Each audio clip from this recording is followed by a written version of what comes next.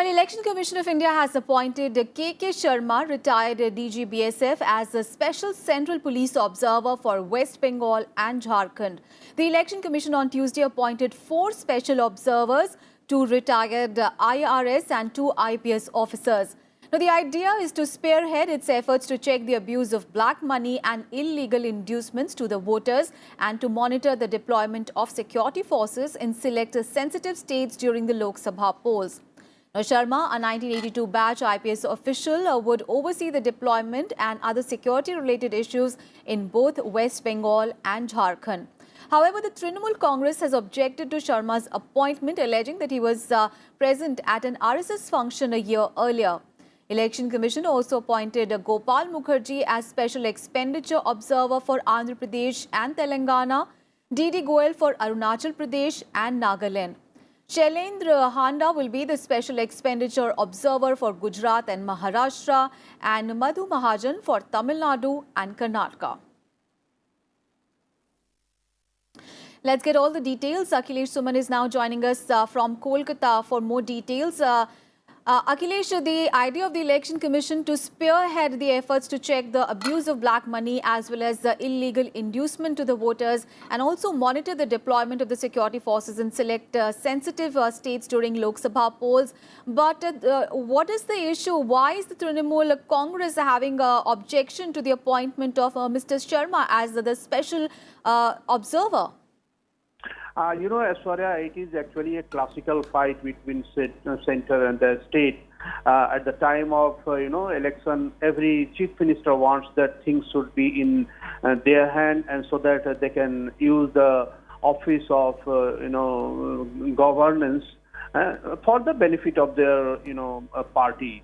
And this is the case with West Bengal also. You go to any corner of West Bengal and people will tell you that we need free and fair election. They also recount the history that even in the left front government time, the elections were not free and fair because there were sort of, workers who were trying to dissuade people from going to the polling booths. And the same is happening in Trinamool Congress time. People say that Trinamool Congress workers also, intimidate people in some way or other so that the anti-voters, the voters who don't favor the governing party in the state should not reach at the polling booth. So this is the situation. So I think Election Commission has decided that in this situation we cannot expect free and fair election. And so there is a need of central monitor who is not being guarded by the state government at large. So this is why, Election Commission has appointed this Mr. K.K. Sharma. And at some time there are some classical statements also from the state government to assure their workers that they should not be in panic, they should not feel that, their activities might be hampered. So given the fact that West Bengal is very important for Mamata Banerjee Trinamool Congress, because she has posed herself somehow or other as Prime Ministerial candidate. She is trying to make a federal fund. She is also trying to align with Congress in some way or other. So I think this is very important for our own future, and that is why she is not. This thing is not going very well with the party. But given the fact that West Bengal is very important for everyone in the country, and West Bengal is very sensitive as far as electioneering process is concerned. People need to have a fearless voting process. And I think that this decision of Election Commission has gone down well among the people at least, as far as. Absolutely. Thank you so much, Akhilesh, for all those updates there. And the scrutiny of nominations for the second phase of Lok Sabha elections will take place today. 97 constituencies spread over 13 states and union territories will go to polls in this phase on the 18th of April. Filing of nominations for this phase ended on Tuesday. 29th of March is the last date for the withdrawal of candidature. All the 39 parliamentary constituencies of Tamil Nadu will go to polls in this phase. Voting will take place for 14 seats in Karnataka, 10 in Maharashtra, 8 in Uttar Pradesh, 5 seats each in Assam, Bihar and Odisha, 3 each in Chhattisgarh and West Bengal, 2 in Jammu and Kashmir, and 1 seat each in Manipur, Tripura and Puducherry. The Lok Sabha elections will start on 11th of April and will continue till 19th of May in 7 phases, and the counting of votes will be held on 23rd of May. And Railway Minister Piyush Goyal on Tuesday released the BJP's manifesto for Andhra Pradesh at Vijayawada, saying that Modi-led BJP government is committed for the development of the state. Releasing the manifesto, Goyal added that the TDP chief Chandrababu Naidu has been spreading lies to the people of Andhra Pradesh to cover up his own failures, corruption and unpopularity. He said that the BJP believes in corruption-free government and Sabka Saath, Sabka Vikas. The BJP state manifesto is also loaded with the freebies such as free laptops to degree as well as PG students, and also a 90% subsidy for two-wheelers for the girl students studying in degree classes. With the election fast approaching, campaigning has intensified across political parties. West Bengal Chief Minister Mamata Banerjee will release the All India Trinamool Congress's manifesto today. Mamata Banerjee will release party's manifesto from her party office in Kalighat. Congress General Secretary Priyanka Gandhi Vadra will visit party bastions of Amethi, Rai Bareli and Faizabad beginning today in her next leg of campaigning in Uttar Pradesh. Today, she will arrive in Amethi, the parliamentary constituency of her brother Rahul Gandhi, and will hold a meeting with the booth-level party presidents. After the meeting, she will leave for Rai Bareli, where she will hold a program on Thursday. The party has planned a 50-kilometer road show at Faizabad, Ayodhya on Friday, during which Priyanka Gandhi is expected to address 2 public meetings. Meanwhile, BJP has also released names of 39 candidates in its latest list of candidates. The list has 29 candidates from Uttar Pradesh and 10 from West Bengal. Now, prominent names announced in the list includes Union Minister Maneka Gandhi from Sultanpur and her son Varun Gandhi from Pilibhit. Union Minister Manoj Sinha has been fielded from Ghazipur, the seat that he had won in 2014, and UP government ministers Rita Bahuguna Joshi and Satyadev Pachauri from Allahabad and Kanpur seats respectively. Meanwhile, the party has dropped its veteran leader Murli Manohar Joshi as a candidate for the Lok Sabha election.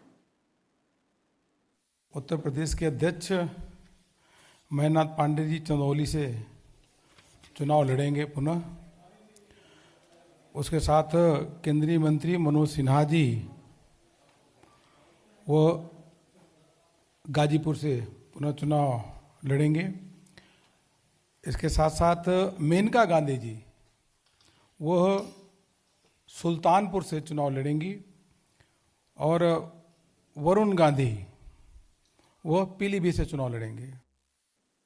And the Congress party also released another list of 3 candidates for the ensuing Lok Sabha polls. Another party has fielded Sanjay Kapoor from Rampur in Uttar Pradesh, Dharmesh B. Patel from Navsari and Naresh Maheshwari from Kutch in Gujarat. Now, with this, the party has so far declared candidates for 262 Lok Sabha constituencies. And former Samajwadi Party MP and actor Jaya Prada has joined the BJP. She will contest from Rampur to take on Samajwadi Party's Azam Khan. Lauding Prime Minister Narendra Modi, Jaya Prada described him as a brave leader in whose hands the country is safe. 56-year-old Jaya Prada is a 2-term Lok Sabha member from SP. Modi ji प्रधानमंत्री बनने के बाद Bharatiya Janata party में एक शक्ति आया है और उन्होंने इस देश के लिए, गरीबों के लिए, किसानों के लिए जो उन्होंने जो फोकस किए हैं और वो मैं ये बताना चाहती हूँ कि इस देश को एक सुरक्षित हाथ में हम एहसास करते हैं कि हम सुरक्षित हैं। तो मैं चाहती हूँ कि मोदी जी को एक बार और प्रधानमंत्री बनना चाहिए, क्योंकि ये मेरी नहीं है, जनता का भी ये आवाज़ है। And BJP President Amit Shah targeted the opposition at the party's Vijay Sankalp rally in Muradabad in Uttar Pradesh. Amit Shah said that the Prime Minister dealt with terrorism in a befitting way. He said that the government conducted airstrikes in Pakistan in reply to Pulwama. However, the opposition is still doubting the valor of our armed forces. Modi ji भी आपके ही भेजे हुए हैं भैया। इन्होंने सीमा पर जवान खड़े कर दिए, सेना खड़ दी, टैंके तोपे लगा दी। मोदी जी ने एयरफोर्स से, हवा से जाकर एयर स्ट्राइक कर दी। और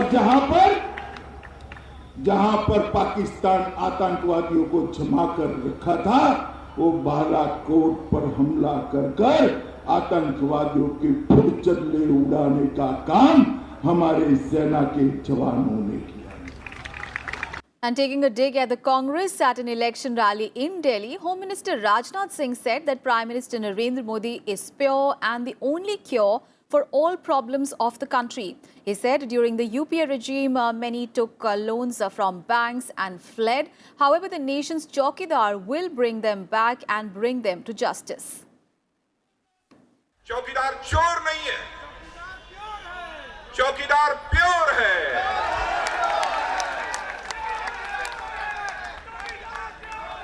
बोलो चौकीदार।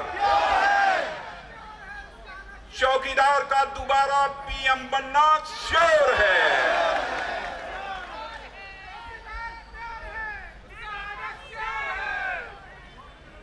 देश की समस्याओं का वही क्योर है। And UP Chief Minister Yogi Adityanath addressed the Vijay Sankalp rally in Varanasi on Tuesday. He also offered prayers at the Kashi Vishwanath temple. आंतरिक और बाह्य सुरक्षा के मोर्चे पर भारत की सेना के, भारत के जवानों के शौर्य और पराक्रम का परिचय देकर के भारत की सामरिक ताकत को बढ़ाने का हो, या फिर दुनिया में भारत की सामरिक ताकत और आर्थिक महाशक्ति के रूप में भारत को स्थापित करने का हो।